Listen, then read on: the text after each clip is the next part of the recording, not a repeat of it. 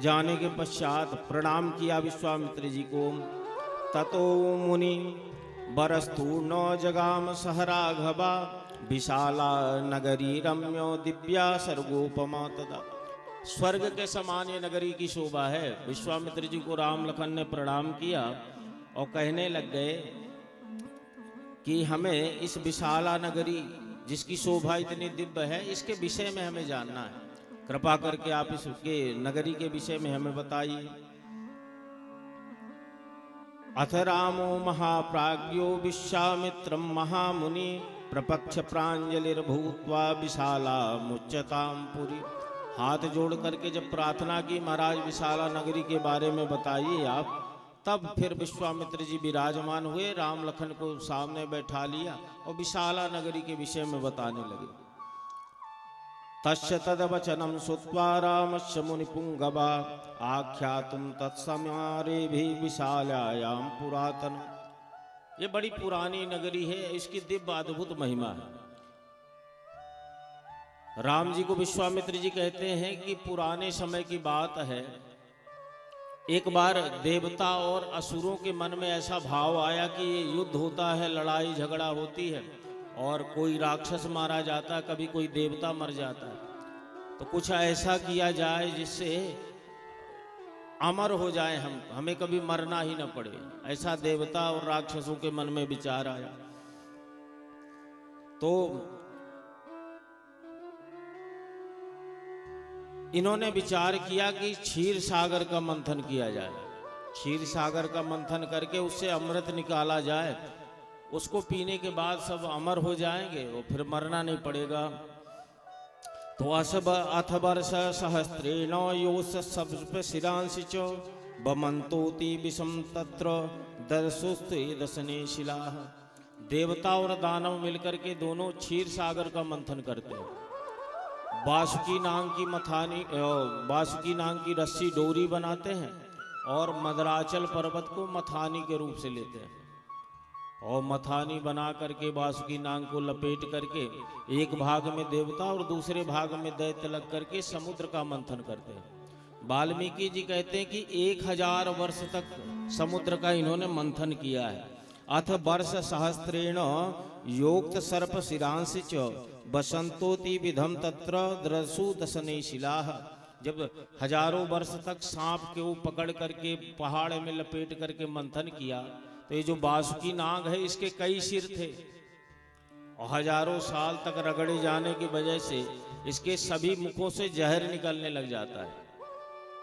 अब वो जो जहर निकला बासुकी का, वो जहर पूरा समुद्र में इकट्ठा हो गया और जब इकट्ठा हुआ तो ये जहर हलाहल विष का रूप ले लेता है।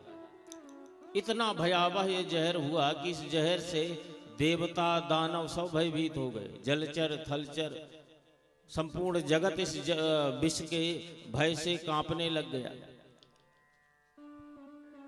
अथ देवा महादेवा शंकरम शरणार्थिना जगमु पशुपति रुद्रम त्राहि ब्रह्मीति तुष्टबु।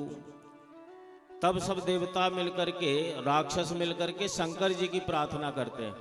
देव देव महादेव शंकरम शरणार्थिना। हे देवों के देव महादेव शंकर, हम आपकी शरण में हैं, आप कृपा करो हमें इस हलाहल कालकूट विष से बचा लो। जब प्रार्थना की राक्षसों ने देवताओं ने, तो शंकर जी प्रकट हुए। एव मुक्तस्ततो देवो देव देवेश्वरः प्रभु प्रादुरासीत् ततोत्रैव शंख चक्र गदाधर। शंकर जी की स्तुति कर रहे थे, इसी समय शंख चक्र गदा पद्म धारण करके भगवान नारायण भी वहां प्रकट हो जाते हैं। दोनों महान विभूतियों को देवता और दानव देख करके प्रणाम करते हैं और निवेदन करते हैं, महाराज ये जहर जो निकला है इससे आप हमारी रक्षा करिए। तो भगवान विष्णु हंसने लग गए। वाल्मीकि जी कहते हैं कि हंसते हुए शंकर जी की तरफ भगवान ने देखा। उवाचैनम स्मितम कृत्वम रुद्रम शूलधराम हरिम दैवते मर्थमाने तु यत्पूर्वम समुपस्थित। भगवान विष्णु हंस करके शंकर जी से कहते हैं कि ये देवता और दानव मिलकर के दोनों मंथन किए, ये जहर निकला। देखो शास्त्र ये कहता है कि जो भी पहला कुछ द्रव्य प्राप्त हो व्यक्ति को, उसको भगवान को अर्पित करना चाहिए। तो सारे देवताओं में शंकर जी आप ही अग्र पूज्य हैं। सारे देवताओं से पहले आपकी पूजा की जाती, आप सबसे श्रेष्ठ हो।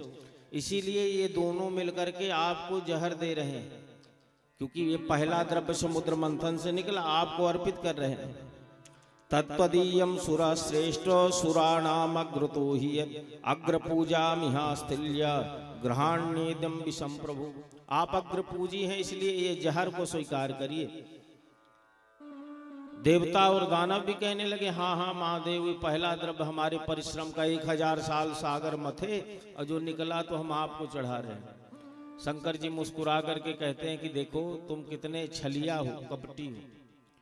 जहर निकला पहला द्रव्य तो तुम हमको अर्पित कर रहे हो। काहे के लिए मंथन कर रहे हो? बोले अमृत निकालने के लिए। शंकर जी ने कहा कि अगर अमृत निकल आता तब तुम हमको बुला करके पिलाते अमृत। तो सब मौन हो गए। शंकर जी ने कहा कि इतना स्वार्थपन। देवताओं ने हाथ जोड़ा, महाराज इसीलिए आप श्रेष्ठ हैं, इसीलिए आप अग्र पूज हैं।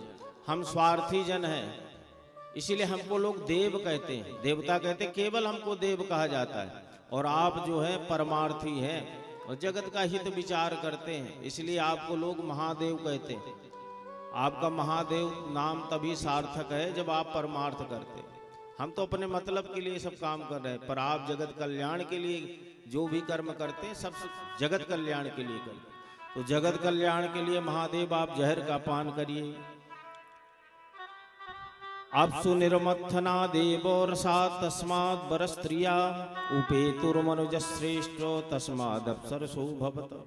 शंकर जी ने कृपा करी सारे देवताओं पर, और सारा जो जहर है हलाहल उसका पान किया। हलाहलम विषम घोरम संजग्राह मृतोपमम देवान विसर्ज देवेशो जगाम भगवान हरा।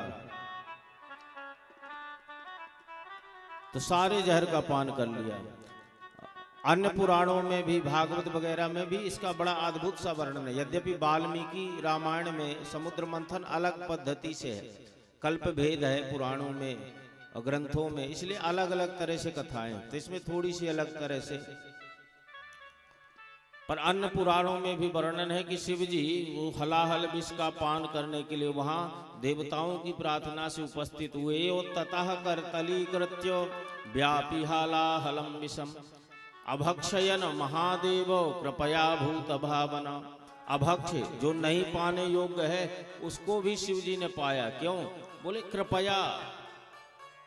किसके ऊपर कृपया? बोले संसार के जो भूत प्राणी हैं उनके ऊपर कृपा करने के लिए शंकर जी ने जहर का पान किया। शिव जी का रंग श्वेत है, कपूर के जैसा, कर्पूर गौरम। शंकर जी को कहते हैं ना कर्पूर गौरम। तो शंकर जी का जो वर्ण है श्वेत है, कपूर के जितना गोरे हैं शंकर जी। वो जहर जो है जब पान किया उसको भीतर नहीं उतारा, कंठ में धारण किया। यच्चकार गले नीलम तच्च साधोर विभूषण। उनका कंठ जो है नीला पड़ गया, श्वेत वर्ण में जहर अटका, नीलापन आ गया।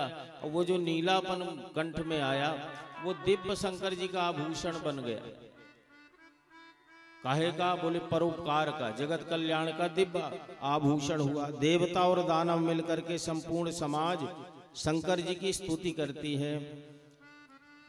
ततो देवास गंधर्वा तुष्टभू मधुसूदना तम गतिम सर्वभूतानां विशेषेण दिवोकसा पालयान स्मान महाबाहो गिरिमुत्तूर्ण मरहसि।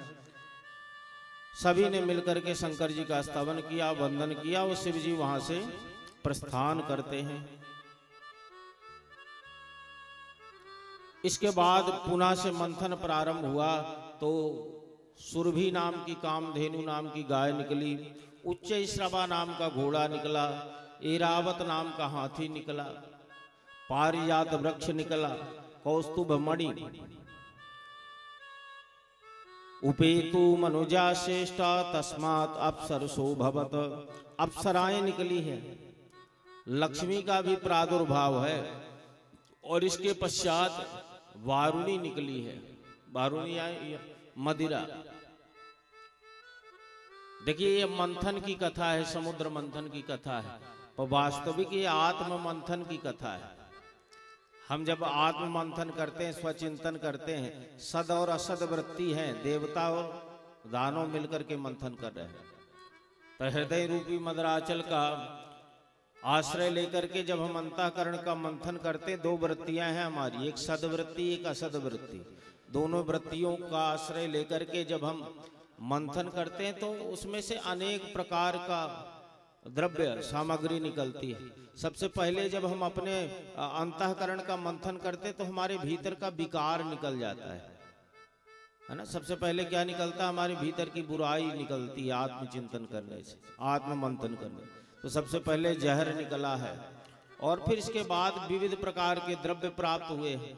आत्मचिंतन करने से व्यक्ति बोधगम्य अवस्था को प्राप्त करता है, उसको ज्ञान हो जाता है। और जब ज्ञान होता है तो सब कुछ संसार के भौतिक पद पदार्थों की प्राप्ति करता जाता है, एक के बाद एक उसको सब प्राप्त होता रहता है। और इसके बाद फिर लक्ष्मी, विविध रत्नों के बाद क्या मिला, लक्ष्मी मिली। आत्मचिंतन से वैभव के साथ धन भी अपार प्राप्त होता है, क्योंकि ज्ञान हो जाता है कि और ज्ञान से सब कुछ प्राप्त किया जा सकता है। और लक्ष्मी के बाद वारुणी निकलती है। वारुणी मद का प्रतीक है। आत्मचिंतन करके हम विविध द्रव्यों को प्राप्त कर लेते, धन भी प्राप्त होता है, लेकिन फिर धन के बाद क्या होता है, मद की प्राप्ति हो जाती है। अस को नहीं जन्मा जग माही, प्रभुता पाई जाहि मद नाही।